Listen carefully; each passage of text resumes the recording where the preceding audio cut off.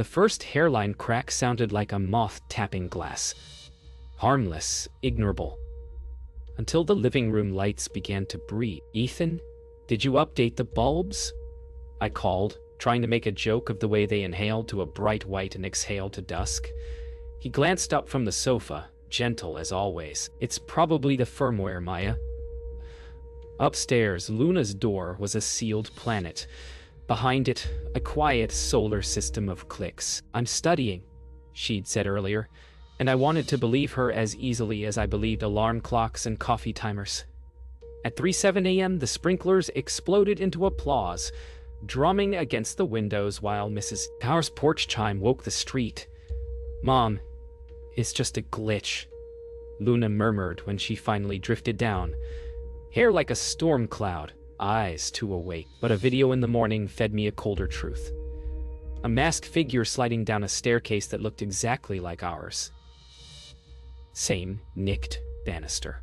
Wearing Luna's silver star bracelet, bright as a confession. By morning, I wore my calm like a blazer. Pressed, convincing, one size too tight. "Firmware," Ethan said again at the coffee maker. But his voice had a new seam in it, a hidden worry. I opened the utility app, watching graph lines rise and fall like eggs. "Our power spikes between 2 and 4 a.m., I noted, casual as weather talk. Luna spooned yogurt. Mouth neutral, eyes busy. "Maybe the fridge is haunted," she offered, a smile flickering. "We don't joke about ghosts we invite," Mrs. Carr used to say when Luna was little and we turned nightlights into lanterns. At work, Jira tickets piled like paper rafts while my mind paddled home. At lunch, I checked the channel. House of Glitch. A fresh upload. A laugh track made of door chimes. A staircase I couldn't stop recognizing. A masked host with a voice filtered to velvet static. The star flashed again, a single glint, as if the bracelet itself wanted to be found. The clip's comment section read, like a dare. "Do the sprinkler symphony again. Mask Queen rides the rail. Whose house is this?" My cursor hovered over a username, Rathream, posting timestamps like breadcrumbs. After school, Luna drifted in, dropping her bag by the door in a way that sounded practiced. "How was Chem?"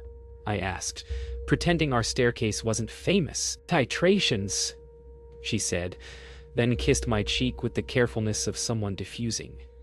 Ethan filled the doorway with a big, safe smile that didn't reach his eyes. We ate together, a choreography of forks and avoidance until the speaker on the shelf cleared its digital throat. "Breathe in," it whispered in Luna's cadence, stretched and metallic. The fork clattered from my hand. "It's someone spoofing," Ethan said too fast. Luna's gaze darted to the speaker, then to me. A silent plea or warning, I couldn't tell. I heard Mrs. Carr's line in my head again. "We don't joke about ghosts we invite." After dishes, I took a flashlight and the step stool to the attic hatch, a ritual of mothers in old stories. Dust swirled up like memory when I pushed the panel aside. The beam found insulation, rafters, and there, a neat hole where cabling dove like roots. "Maya?" Ethan called softly from below, the kind of softness meant to keep the peace. 2 minutes, I answered, already crawling into the rafters, knees on plywood squares, careful not to step through the ceiling of the life we'd built. A faint fan whirred somewhere ahead, cool against my face. I found a tangle of routers, battery packs, a foam-lined case that smelled like new electronics. "Luna," I whispered, not as accusation, but as if saying her name could rewind time. The flashlight caught a small sticker on a mini server, a cat face with a slashed 0 for eyes. Null kit. The house exhaled, and for a moment I couldn't. I didn't sleep so much as stall, idling in a lane where the night kept circling. At 1:13 a.m., a notification shivered my phone. New. Staircase Serenade 2. The thumbnail was our banister, dressed in edits, a glossy stranger wearing our bones. I padded to the living room, bare feet reading the floorboard's moods. The house hummed, all polite appliances aligning to a rhythm I hadn't chosen. I pressed play and watched the masked host slide the rail again. This time the camera cut earlier, the bracelet catching the pendant lamp like a signal flare. "Why Luna?" I asked the empty room, the first time I let the question have her name. The speaker across from me woke, as if hearing a cue. "Breathe out," it advised, in velvet static.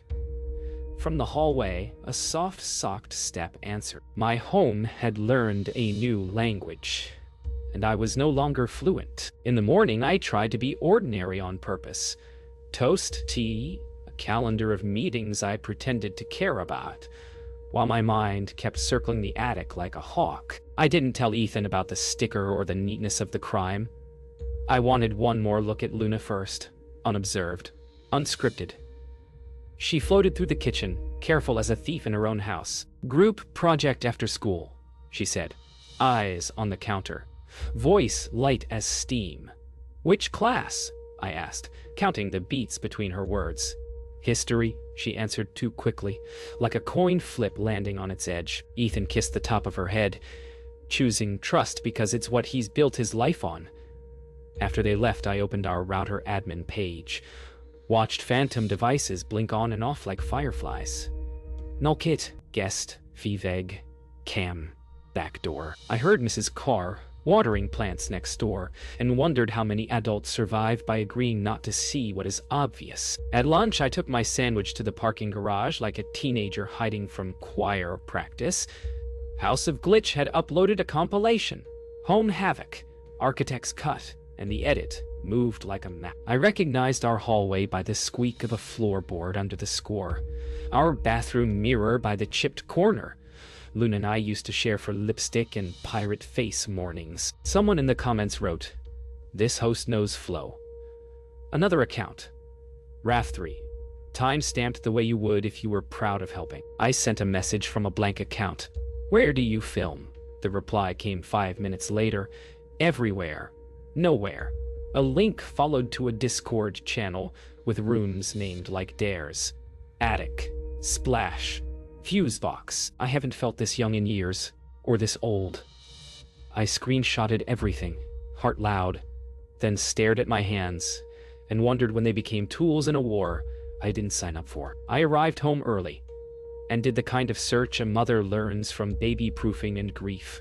Slow, systematic, claiming the house like a crime scene with love instead of tape. The closet in the hall held a false back, only an inch of MDF panel, but enough to hide a small gimbal and a bag of adhesive mounts. In Luna's laundry, I found 2 identical hoodies, one clean, one smelling like ozone. I took photos, labeled them in my journal the way I label risks at work, except the risk here had my child's handwriting. At 4:18 p.m., a text landed from an unknown number. "Stop snooping, Maya." The name in bubble wasn't Rafe or Luna. It was the channel's logo. I walked to the back door and saw our hedge sway. Across the fence, Mrs. Cower's wind chimes stuttered.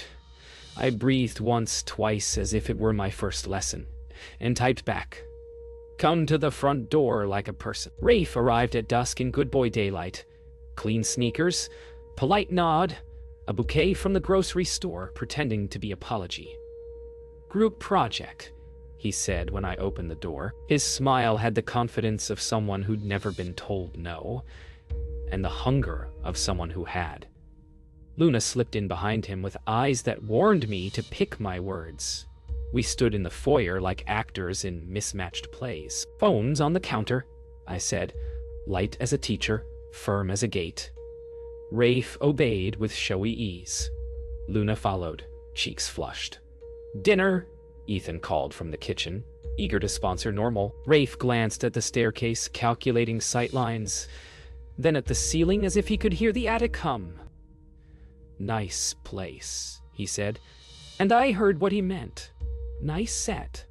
I smiled in a way that should have cut him. "We're not for rent," I said, and felt something in me finally stop apologizing. "We made it through 15 minutes of dinner the way you survived turbulence." Hands relaxed, smiles preloaded, eyes on the horizon. Rafe charmed Ethan with guidance counselor small talk. Luna laughed at all the right times, and for a moment I remembered how her laugh used to land, unguarded, ringing. Then the smart speaker cleared its throat in that velvet static voice and said, "Mask on." The pendant lamp flickered in sync, a metronome for trouble. Rafe's fork paused midair. Luna's eyes cut to mine, pleading, warning, both. I stood slowly, felt the room shrink to a tunnel. "No more," I said to the ceiling, to the person hiding in my house, to my own capacity for denial. I walked to the shelf, pulled the plug. The ring died, but the voice, soft as breath, continued from the hallway. Showtime. Somewhere. A battery we hadn't found took a bow. I looked at Luna and said what I should have said weeks ago. "We're done being your content." The next morning began with silence so perfect it felt staged. The house behaved, obedient thermostat, polite lights, coffee brewing on cue. And that, somehow, was worse. "Maybe it's fixed," Ethan ventured, leaning against the counter like hope could be muscle memory. But his voice betrayed him. He didn't believe it either. Luna left early for school, earbuds in, pretending distance. I scrolled through my phone and saw our staircase again. Same banister, new caption. "Back for round 2. My breath caught. I clicked play, a new angle from above. The attic view. A camera I hadn't seen yet. My blood went cold. When Ethan glanced over my shoulder, his face drained of the easy calm he wore like a badge. "That's our ceiling," he whispered.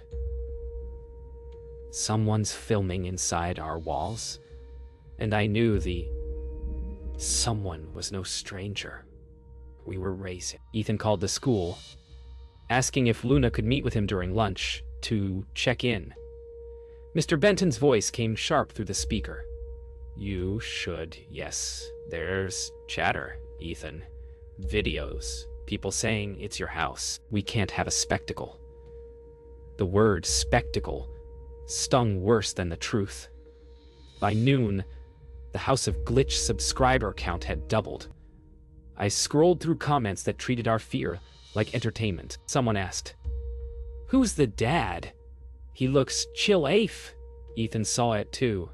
His jaw flexed until his knuckles went white around his phone. I watched him crumble behind a practiced counselor's calm.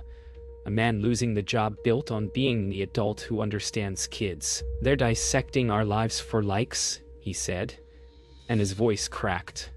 Not in anger, but in exhaustion. Mrs. Carr appeared at our door mid-afternoon, sari wrapped tight against the wind, her face gentle, but her eyes cutting through pleasantries. "Beta," she said softly. "My camera saw something again. Tripods. Boys, maybe." She turned her phone around. 2 figures hauling gear along the hedge at 2 a.m. One tall, one with Luna's jacket. "You should talk to her," she urged. I wanted to say I already did, but I hadn't. Not really. Not real. I'd circled her with suspicion and silence, hoping she'd confess without being cornered. When I finally found the courage to knock on her door that night, it was locked, music pulsing faintly beneath, the kind of bass that belongs to a live stream. I pressed my ear to the wood and heard her voice, warped by a modulator, but hers unmistakably saying, "Let's crank the chaos." At 11:02 that night, I climbed back to the attic, camera in one hand, resolve in the other.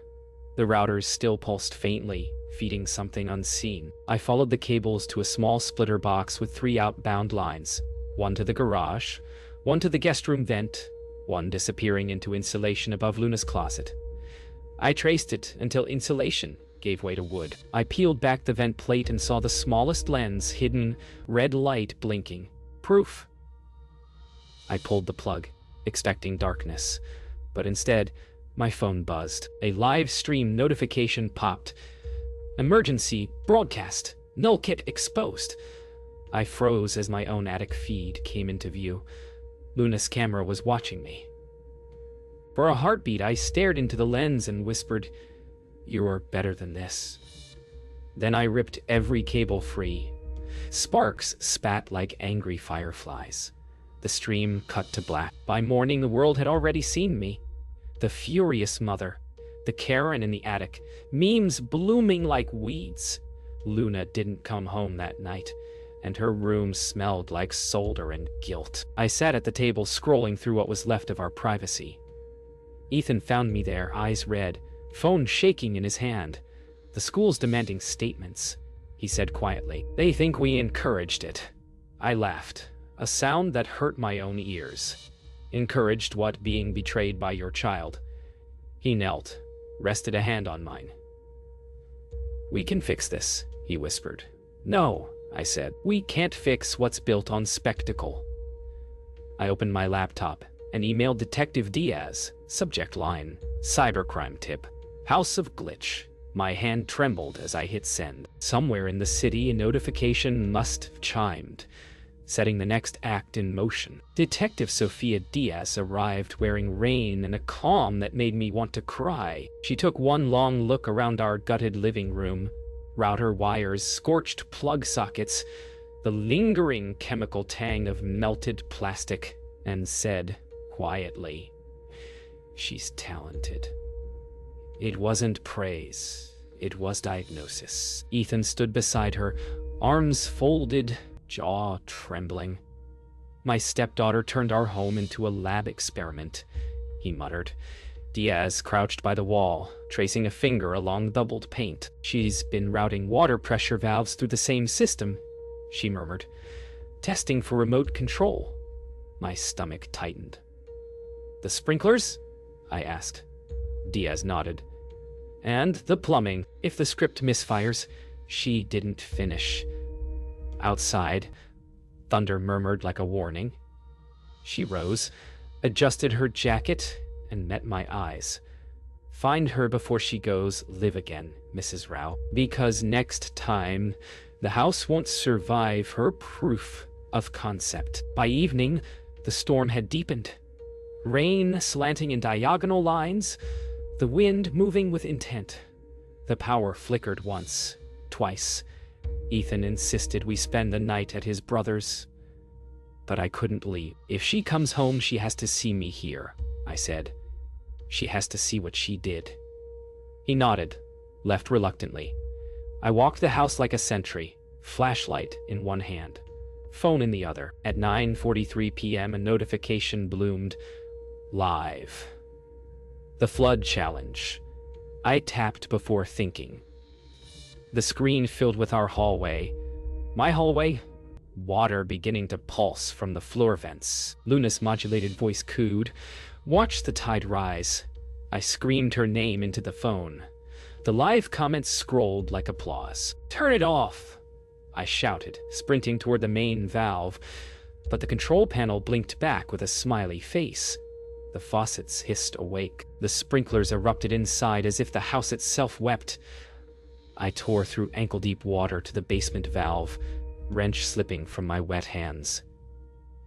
The control box glowed a taunting scion, locked behind Luna's passcode. I tried birthdays, pet names, my own guilt. Nothing. Null Kit wins again. A distorted voice echoed through every speaker. I slammed the valve wheel with a hammer until the metal shrieked and turned. The spray slowed, sputtered. Silence fell except for my heartbeat. Then the ceiling above gave way, a soaked sheet of drywall collapsing like surrender. I crawled out, drenched, shaking. When the police arrived, Luna was nowhere, but her rig still streamed, camera catching the ruin like art. Detective Diaz stood ankle-deep in water and whispered. This was the stunt she couldn't control. Morning smelled like mold and failure. The insurance adjuster stood in my living room, shaking his head before even opening his laptop. Intentional axe void coverage, he said, eyes never meeting mine. I wanted to scream, but exhaustion dulled everything to grayscale. Ethan had taken a leave from school, called it family emergency. Reporters circled the block, their lenses as intrusive as Luna's. Mrs. Cower brought chai and quiet sympathy, her eyes soft on the waterline staining the wall. Homes can be rebuilt, she said. But trust, she didn't finish. I nodded, words useless. Diaz texted that Luna's alias had been traced to a content collective downtown. Kids filming chaos for ad revenue. We'll find her today, she promised. I looked around at our drowned furniture, the scent of burnt circuitry, and thought, what if I already have? By dusk, Luna stood on the porch, drenched from rain, eyes ringed in exhaustion and defiance. I didn't open the door right away. She raised both hands, showing palms empty. It wasn't supposed to go that far, she said. Her voice cracked on supposed. Rafe said the flood would look cool. No one would get hurt. Behind her, police lights strobed faintly down the street. Detective Diaz waited at the curb, giving me the choice. I opened the door slowly. Come in, I said, though the word felt heavier than forgiveness. She stepped over the threshold, dripping on the warped floorboards, and whispered, I can fix it, Mom. One last drop. It'll make it right. I stared at her, at the mask-shaped tan line on her cheeks, and thought, this isn't a fix. It's a confession. We sat across from each other at the kitchen table, the silence thick as the swollen wood beneath it. Luna looked smaller than 16. Her eyes rimmed in red, lips chapped from hours in the rain. I thought I could fix it, she murmured. I just needed one more upload. Something huge. The phrase something huge clanged through me like machinery restarting. No more cameras, Luna, I said softly. No more lies. But she looked up, a fragile spark reigniting. Rafe said the sponsor's ready. If I do one final stream, they'll pay enough to cover repairs. She smiled like a child offering a solution made of dynamite. Before I could answer, the living room speaker flickered to life. Ralph, voice filtering through. You ready, Kit? The crowd's waiting. Luna froze, the color draining from her face. She whispered, He found the backup feed. I lunged for the power strip, yanking cords from the wall. He's not coming back in, I said, trying to sound certain. Luna stood motionless, her reflection fractured in the window glass. Then, a new sound, faint clicks above us. Cameras reawakening. He mirrored my setup, she whispered. It's all cloud-linked. A notification chimed on her phone. Live, House of Glitch. Final act. The thumbnail showed our home again, this time framed from the front porch. Lights strobing, captions already rolling. Mother versus daughter. The real story. My chest went tight. He's streaming us, I said. Luna grabbed my arm, trembling. Then let's take it back. Before I could stop her, she darted toward the living room, eyes fierce, defiance bleeding into resolve. When I reached her, she was already live. The camera stood on a tripod, angled perfectly. Mother and daughter framed in cinematic tragedy. Hey, everyone, Luna said into the lens, voice trembling. Nolkit's last trick. Thousands were watching, comments flashing. Finally, she's crying. Is this real? I stepped into frame. End it, Luna. Now. The chat exploded. Who's that? The mom. Rafe's voice broke through the feed, commanding from somewhere unseen. Do it, Luna. Show the gas trick. Luna shook her head, tears streaking down. No more. I saw movement at the window. Rafe climbing the side gate, device in hand. Luna, I shouted. But before I could move, the stove clicked. One burner sparking blue. Detective Diaz burst through the back door at the same instant the burner flared. Police! Step away! She shouted, moving faster than I thought possible.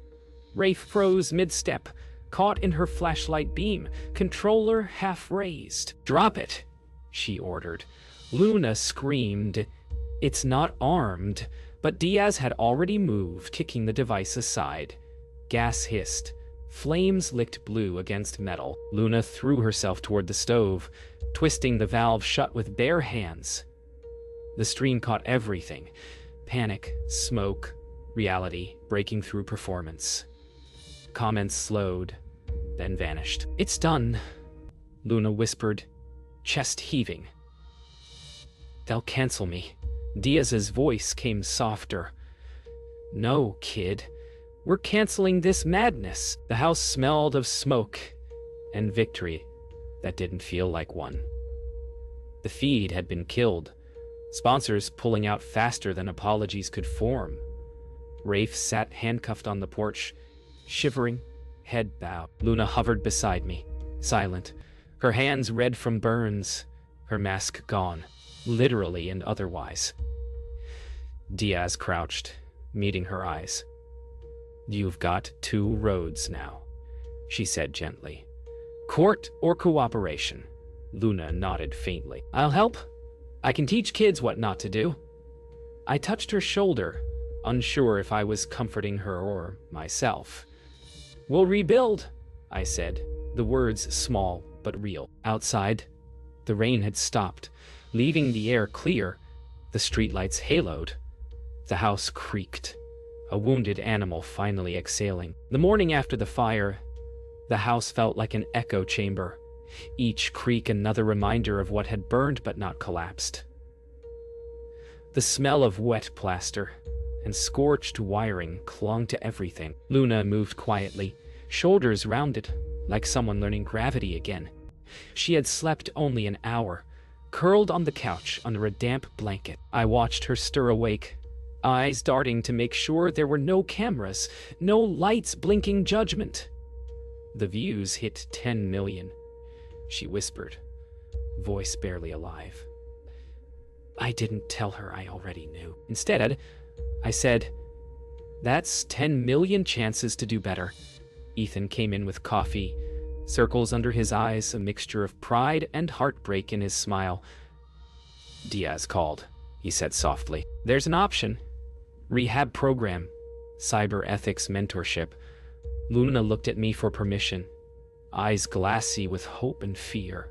"Please," she said. "I want to rebuild something real." Detective Diaz met us at the community center, her demeanor more teacher than enforcer. She handed Luna a folder stamped Cyber Youth Restoration Program and said, "No handcuffs, just homework." Luna nodded, tears catching in her lashes. The room smelled of printer ink and possibility. "You'll help us teach others how these systems get twisted," Diaz continued. "You understand the architecture better than half my team." I could see Luna straighten slightly, pride sneaking in. Diaz looked at me. "You too, Mrs. Rao. There's a parent advocacy group forming. Families who've been hurt by digital chaos." I hesitated. "I'm not sure I belong in any group," I admitted. "You do now," she said. "You survived it." Luna reached over, took my hand. For the first time in months, our fingers didn't tremble. 2 weeks later, the internet had found a new scandal, and we were yesterday's ruin. Still, the cracks remained a fly. Ethan's suspension was officially reduced to a reprimand, though the principal's eyes still said contamination. Reporters moved on, but local parents whispered at grocery aisles. Maya, the woman who raised the glitch girl. Sometimes I heard it. Sometimes I imagined it. But Luna's focus anchored me. Every evening she came home with notebooks full of diagrams, mapping networks like arteries she could finally see without bleeding. Once she laughed, a soft, cautious sound, and said, "You know, I never realized how much power comes from unplugging." I smiled, truly smiled, and said, "That's called control." We both laughed then, for real, and the house hummed quietly in approval. The demolition team came that Friday. Half the walls had been compromised by mold, the attic deemed unsafe. As I watched them take down the beams where Luna once hid her rig, it felt like an exorcism. Dust fell in sunlit waves settling on our shoes.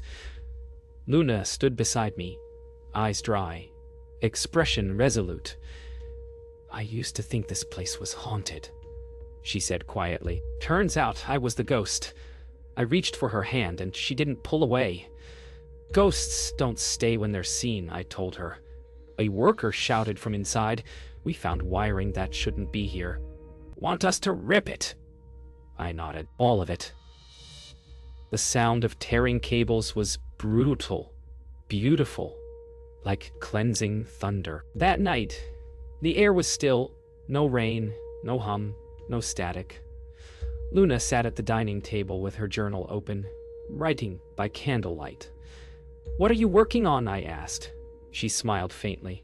"A script," she said, "about truth." I laughed softly, lowering beside her. "Real or fiction?" she considered. "Pen hovering." "Both," she answered. "That's how people listen."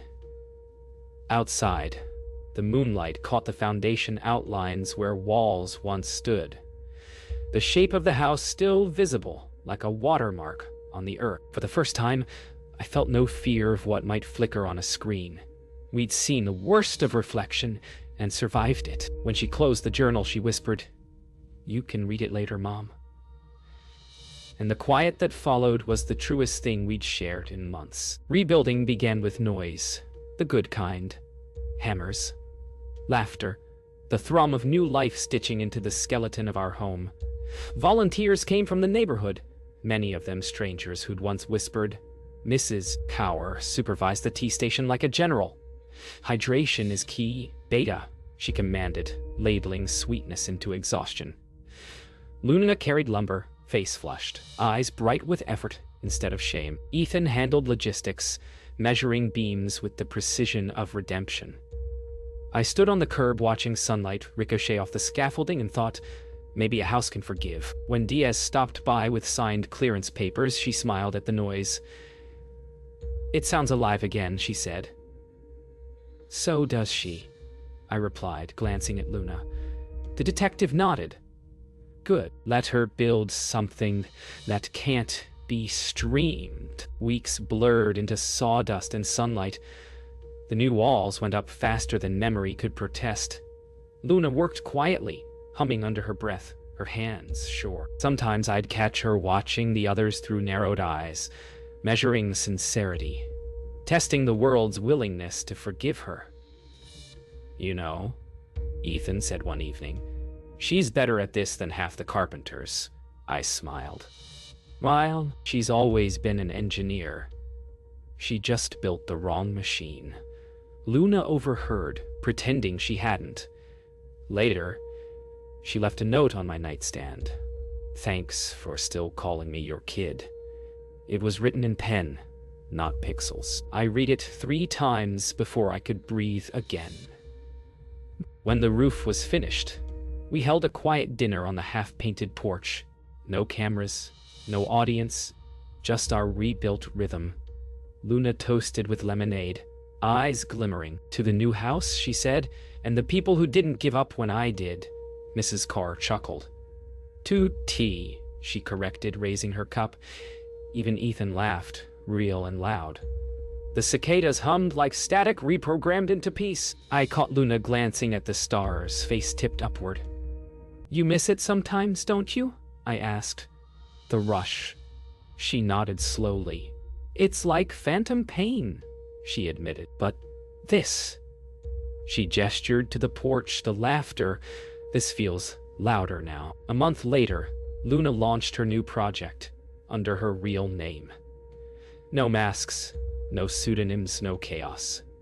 The first video was simple. Her sitting in our rebuilt living room, speaking directly to camera. "Hi," she said. "Hi," she said. I used to hide behind filters. Now I'm just Luna. She talked about accountability, fear, addiction to validation. She didn't cry, didn't perform, just told the truth. I watched from the doorway unseen while comments trickled in. "Brave. Glad you're okay. Thank you." The views climbed quietly without explosions, without spectacle, and when she finally turned off the camera, she exhaled a laugh. Small but free. "No mask fits like honesty," she said. On the final inspection day, Diaz handed me the permit papers and said, "Your home's officially cleared." I laughed. A real startled sound. "So we can live again?" She smiled. "You already are." When everyone left, the house was quiet but not empty. Luna brought out my old paper journal, the one she used to mock me for keeping. "You should write again," she said. "Or maybe we can share this one." She opened to a fresh page, uncapped her pen, and wrote the first line herself. "Truth lives better in ink." Then she slid it toward me. I took the pen, added my line beneath hers, "And forgiveness lives in what's rebuilt." Outside, sunlight spilled across new walls that smelled of cedar and second chances.